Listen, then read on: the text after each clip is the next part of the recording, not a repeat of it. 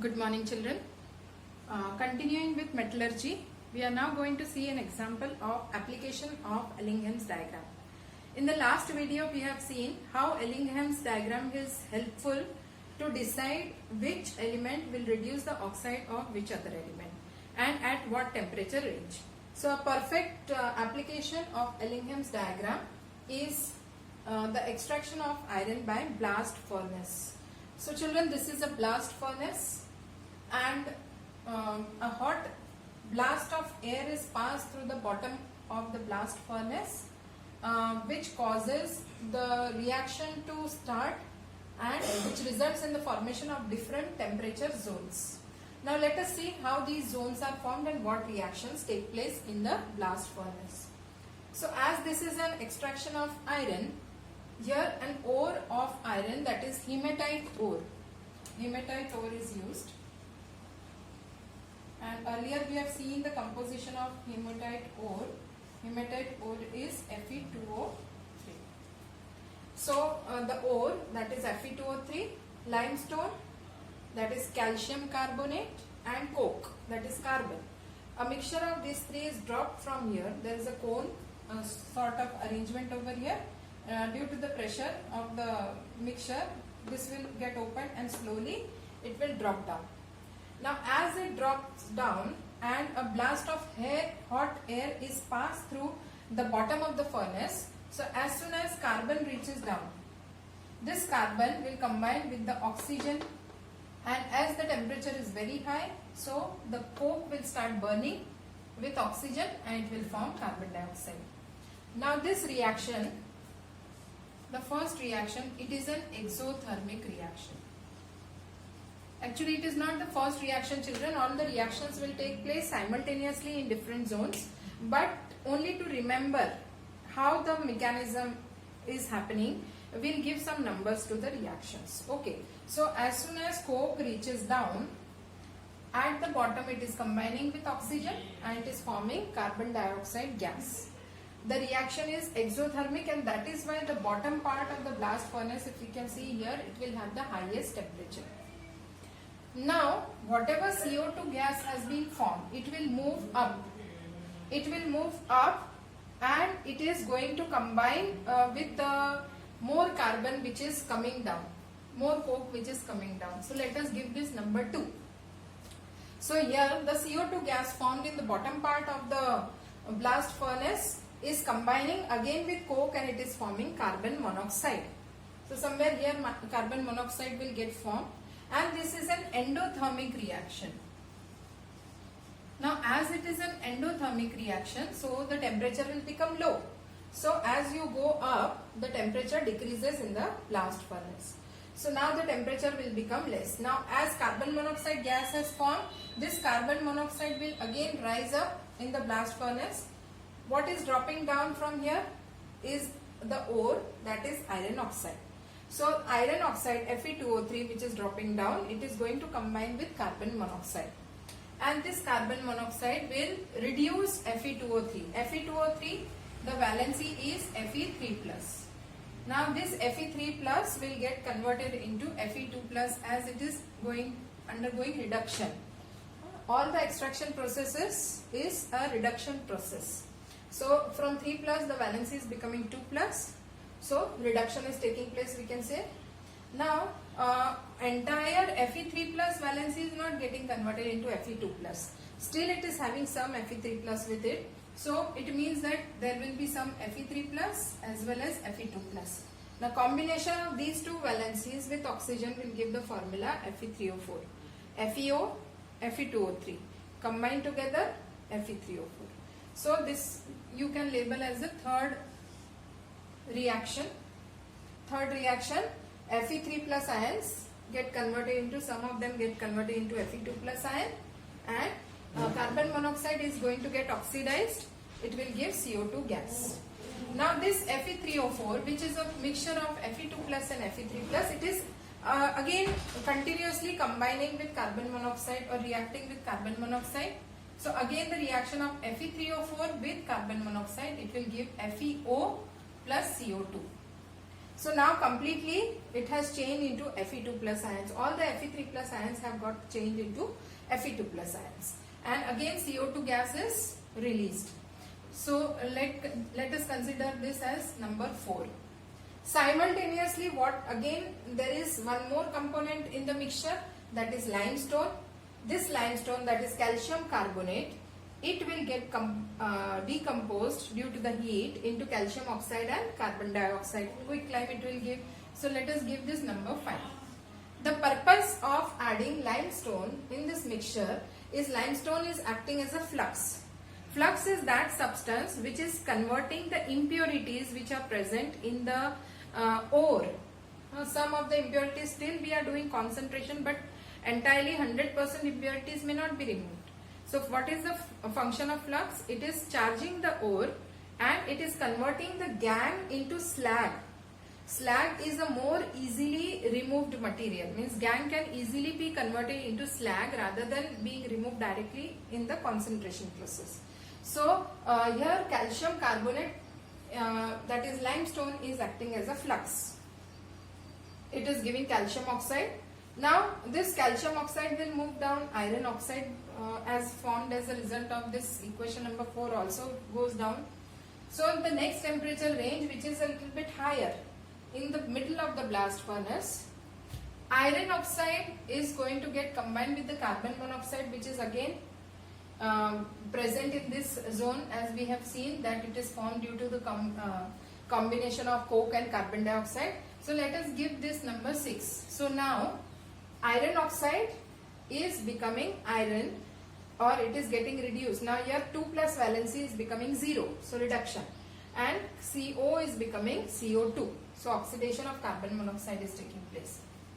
Okay, and this formation of CO2 from carbon monoxide again will maintain the temperature zone over here. And again whatever calcium oxide which was formed in the above temperature range, it is combining with the silica. Silica, that is the gangue particles or gangue material which is present in the ore, and it will form calcium silicate, which is slag. Now the highest temperature zone, one reaction we have already seen, that carbon coke which is falling down will form CO2 gas. Again here whatever amount of FeO, if suppose it comes down without getting changed into iron, in this hottest zone it will combine with the coke and it will give iron, means last traces of iron oxide are again converted into iron and carbon gets converted into carbon monoxide. So this let us give this number as 7 and this as 8. So this is how the reactions take place in the blast furnace, and ultimately the hematite ore is getting converted into completely into iron. Now iron being dense, so and the temperature at the bottom is very high, so iron will get melted. So here molten iron will collect down. Now slag which is formed, calcium silicate, it is lighter as compared to the molten iron. So it is also in the liquid form, molten form, but it will float above iron as its density will be less. Now children, you can see here there are 2 openings. One opening is a little up and the other one is down. So the upper opening will allow the molten slag to move from this outside, and the molten iron will be collected from another opening which is below the opening for molten slag, and they are in the 2 different directions. So from one opening molten slag is collected, from the other opening molten iron is collected, and this molten iron which is obtained in the blast furnace will still have lot many impurities. So we'll now see what are the different types of iron. It will depend on what impurities to what percent it is there. But before we move on to the those types, one thing I want to mention here, that these reaction, what is the application of Ellingham's diagram here? I started with that this is an application of Ellingham's diagram. So here you can see at places carbon monoxide is reducing Fe2O3, at places carbon monoxide is reducing FeO, and at one place you have also seen that carbon is reducing FeO. So we have seen the different graphs in Ellingham's diagram, and we have studied that low reduces high. So if you will see that at a particular temperature range or between a particular temperature range, the graph whichever is below will reduce the one which is up. Means here coke is getting oxidized to carbon monoxide. So this graph, and this is happening at a very high temperature range. So the intersection of the two lines, that is oxidation of iron and oxidation of carbon to carbon monoxide, these two lines must be intersecting at a very high temperature, and rather iron oxide getting reduced by carbon monoxide. This is happening at a lower temperature range as compared to this. So this intersection of the lines will be at a lower temperature in delta G versus T graph, that is the Ellingham's diagram. So you can interpret that this carbon monoxide can reduce iron oxide, carbon can also reduce iron oxide, but this reaction will happen at a higher temperature range and this reaction will happen at a lower temperature range. So this is clear from Ellingham's diagram. That is why this is an application of Ellingham's diagram. Now let us see what are the different types of iron, the one which is formed in the blast furnace, and then further where it is used and what are the percentage impurities in it.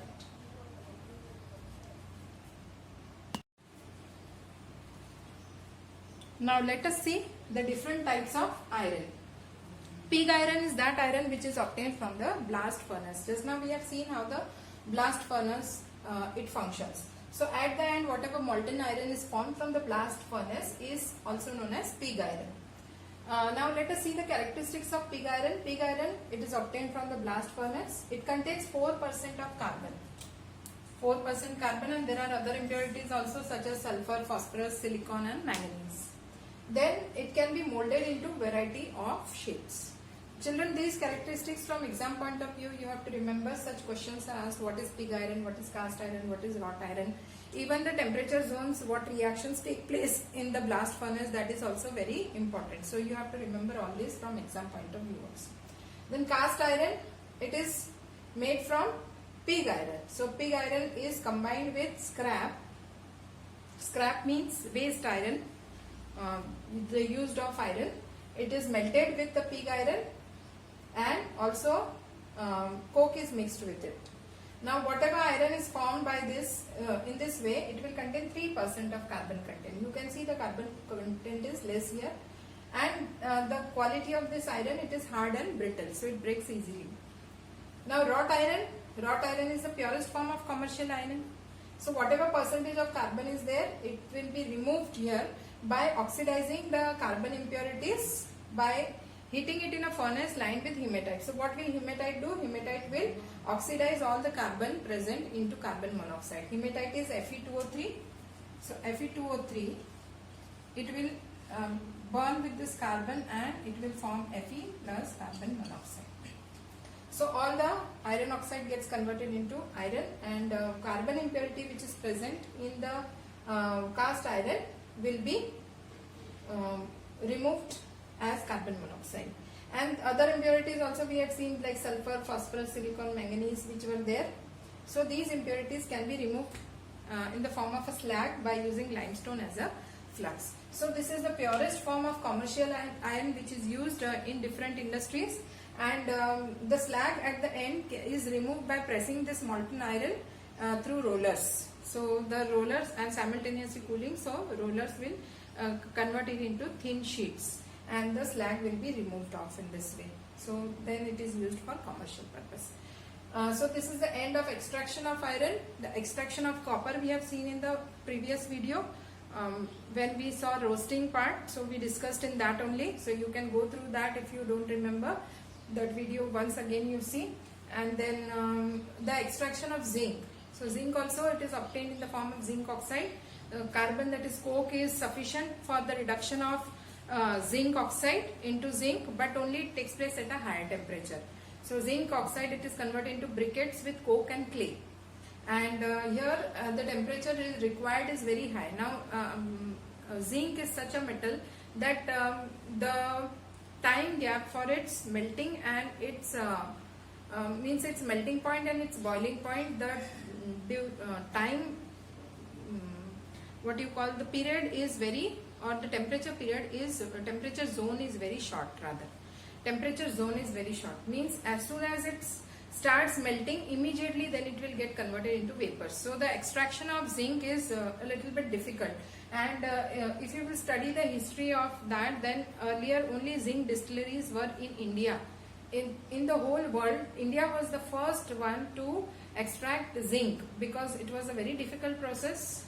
Then later on, when the Britishers came, then that knowledge of distillation of zinc and all was robbed by the Britishers and it was sent abroad.